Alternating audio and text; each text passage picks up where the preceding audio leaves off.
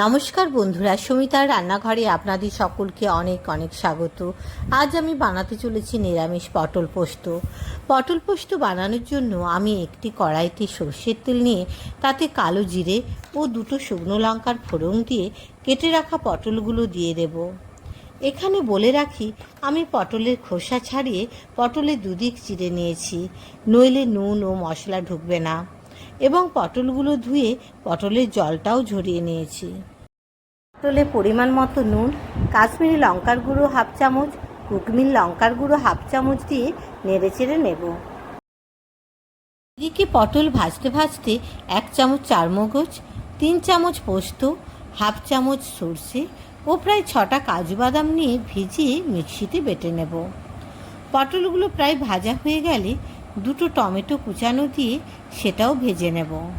পটল ও টমেটো ভাজা হয়ে গেলে বেটে রাখা কাজু ও পোস্তর পেস্টটাও দিয়ে দেব।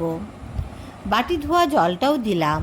মিশ্রণটি ভালো করে ফুটে গেলে হাফ চামচ চিনি দিয়ে প্রায় 10 মিনিট ফুটিয়ে নেব। দেখুন মশলা থেকে তেল ছেড়ে আসছে। এই সময় গ্যাসের ফ্লেমটা অফ করে দেব। হয়ে গেল আমাদের নিরামিষ পটল পোস্ত।